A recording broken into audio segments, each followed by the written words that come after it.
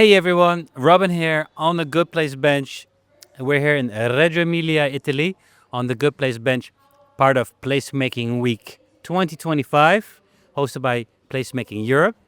And I'm joined here by Rotem. It's been we've met a few times, Yeah, we met a few times. but never really talked to each other.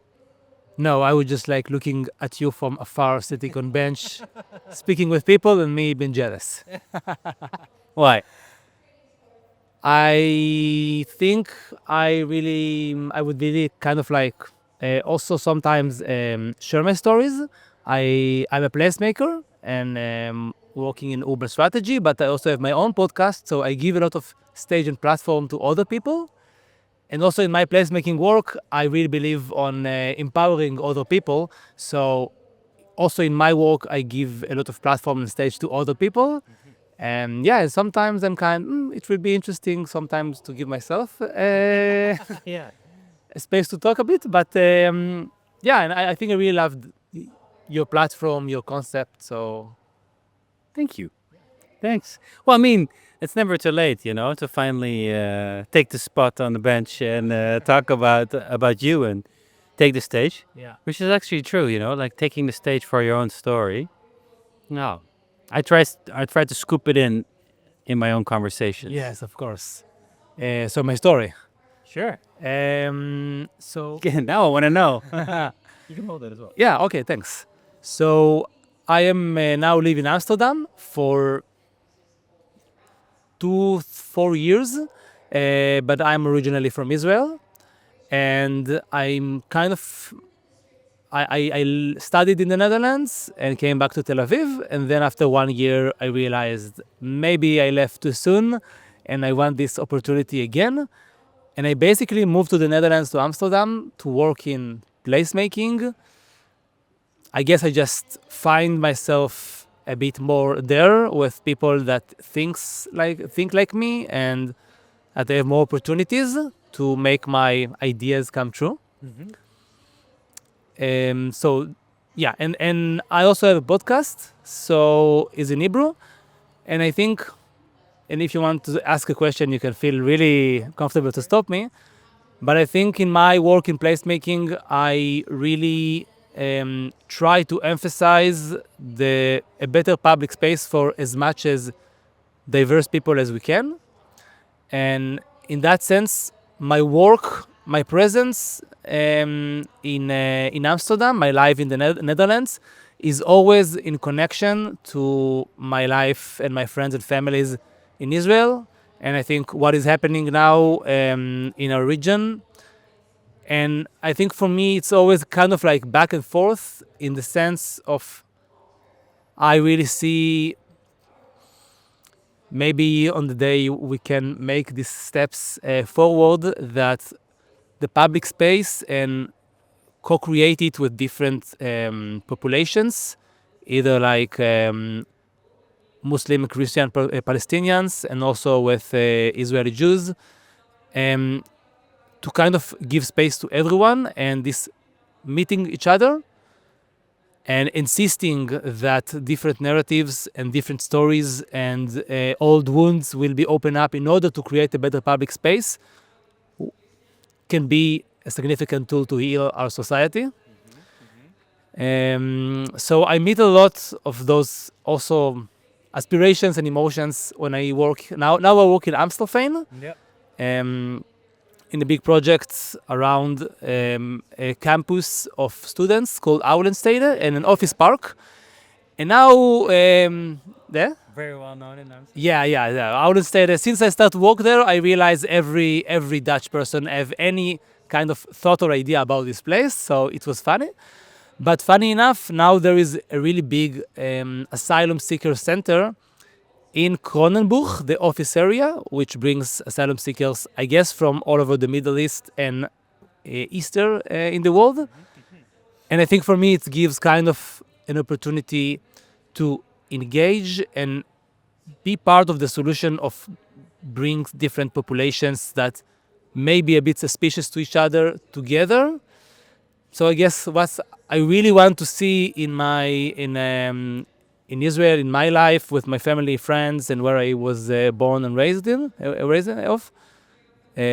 raised that, is I can try and do it in my work today. So that's, I think, the big themes that really occupy my thoughts now in my work. Yeah. Sorry for like stepping in here. Like also, you've already been in placemaking before. What happened in the region, right? Yeah. Of course, it's always been a conflict matter. How would you describe that? What you seek in placemaking, like a common ground? Is it the word peace? Is it what is it? Is it what's the energy? So I actually started in a city that's in the south of Israel that is full of students, 20,000 students that come outside the city, and the locals. And you always have this relation, not the most convenient relationship about the locals and us, and I really didn't like it and I didn't believe it. I started to be placemaker because I was a DJ and event producer. So I started my own, like, create also parties for everyone. Also with how back then we had Facebook events. So even even the text was more inclusive. But I guess I started from street parties and street festivals that try to include as much as stakeholders in the area. And so, yeah, it wasn't kind of around the conflict in Israel-Palestine, but it was more about locals that don't necessarily see each other as someone I want to be in relation with so much, or to create something cool with. Yeah. So my way as a placemaker started there. I said, like, it's very, very boring to live here for me, and I do see the potential, and I do want to not be just a student. Like, I want to be a person living in the city for whatever long it will take, and I need to start and live this way kind of life right now. And that's how I started my placemaking career in that sense. And then the conflict really happened, also with Eastern Europe, and yeah, it gave it even probably more meaning, more urgency to create these kind of spaces. Yeah, so I moved to the Netherlands some months before the war in Gaza started. So, I mean, the conflict was always there in sometimes in the background if you live far enough from the West Bank or Gaza, but it's kind of always there because we have different populations that have different relations with the state or the majority in the state. So it always kind of like there is tension. I must say I didn't back then address all of it. And I think today I really try to. So I have a podcast in Hebrew, and I'm really trying to get to host people, and that I can touch with them also in the sensitive subjects. I think, yeah, I think for me right now to do it actually practically on ground there, it will be a bit hard because I'm not sure in every place You mean in Israel yeah. or in Amstelveen? Oh yeah, sorry. So yeah, and what about Amstelveen that you asked? Yeah, I do think that for me it's when I get this opportunity to make this whole area better with the municipality and with different stakeholders in the area, with students, with companies, and etc. I really see the ability to make the whole area better where it meets, for example, the asylum seekers together with them. It's a really big opportunity, first for me to experience how you do it very sensitively, but not to give up about it, to make them be part of the process, to feel they are welcome and they matter to someone else, and at the same time to find the right ways for companies, employees, students, users, residents around to say they are here. And let's think together where we can take it to a better space, because they're not going to go anywhere for the coming years. And you may think you know them, or you may think you know if they are dangerous for you or whatever you think. But in my work, if someone like me, I need to take this role right now to insist about that, so it can bring new experiences together. Without shut my eyes to whatever can happen, but still. It's interesting. Actually, also using placemaking and, of course, the fact that there is a AZC in Amstelveen to create more awareness of, you visualize almost who are these people. Yeah. So there's understanding and connection about it. Yeah, exactly. I think also for me, it's a big question mark. Like, I also come to this step from a situation that I don't really, I have also superstitions in my head. And I need to reflect that while I'm coming to speak to you, while I'm coming to present myself, or I suggest projects that we could do together. And I think that's what I really like about us focus on the public space, like how we like to sometimes to call it the third place, in the sense of there you must meet the other. And I think for me it meets a lot of those situations that it's the best place for many people to meet their superstitions and fears, and actually not just complain but do something about it. But if I be a bit more idealistic, it's also where we can really practice real democracy, because we actually see results of what we want to happen in 1 month, 2 months, 1 year. And I think when we go to the national level, sometimes you feel powerless, or you don't really believe something will change. And that's, in placemaking, I really see my mission, part of my missions, in that steps.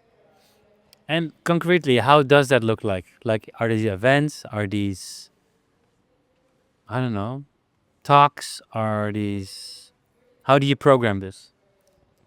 Okay, so we were really like in the first steps right now, just get to know the center and everyone around. But I can already say, just for example, that basic stuff like very gezellig lights on the street, very like cozy atmosphere that can also bring the feeling of safety for, I would say for both sides, but I don't like to say both sides, but for like kids from the asylum seeker center, for their parents, for employees, for everyone. It just like make it much more, you can see, even if it's dark, you can see what's going on, and you can feel a bit more safe, but also better atmosphere. But just for example, right now I just walked out from a workshop to come to here. And the workshop was just about that just in front of the asylum seeker center we have a micro park, Kronenburg Park. But it's a really micro park, and there is a road that kids can, it's dangerous for them if cars going by. And I immediately just thought, okay, that's gonna be one of the projects. We're gonna maybe cultivate together with them just the immediate park that in front of the asylum seeker center, but it's also the park that other office buildings around using.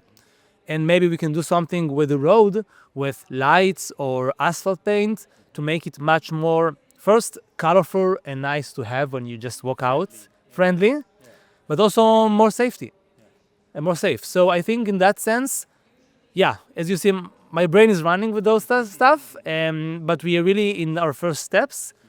But I'm happy that I also have already, I've been inspired by this event, by people that I come to their sessions, and I really like to steal ideas and try to make it,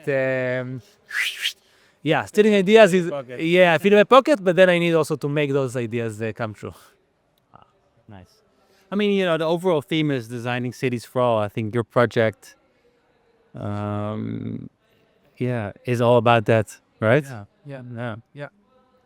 And interesting where to start in the process, and what kind of interventions you're gonna add to it.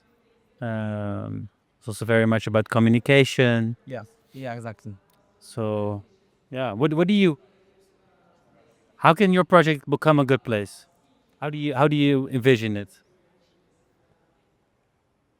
Okay, yeah, it's a big question. It's a big and small question at the same time. So, Pikichao. And I think what is really strike about this area, it's actually two different areas really close to each other. Like you just do one step and you are in a different area. But you can see how every area has its users and they don't mix with each other, they don't meet each other. And and the public space, nobody almost use it. And I think that's where the mix doesn't happen. And I think to make it a good place is to make the public space much more inviting with colorful furniture, with lights, with projects that people create ownership about those area, but also create new experiences for them. I think people very much experience this every day the same. I come to my office, I don't even have a bench to sit outside to eat lunch, so I eat at the office. I live there as a student. I go home. The good place bench. I really much like to do it. It's super nice that you have it folded and you just take it. For lunch. Yeah, but I think to get different users of the area mix with each other and do it in the public space would make this area a good place. Yeah. I believe in it, but I also feel that this is this also feels like since the conflict, which you also made your mission, that this is one first step of your vision on proving this. But it also feels like something you want to continue after. Like even if this project would stop, you would continue and make it your life's work. Yeah, I guess when I started to ask myself if I really drill down my work, what is it about? What is it I really passionate about?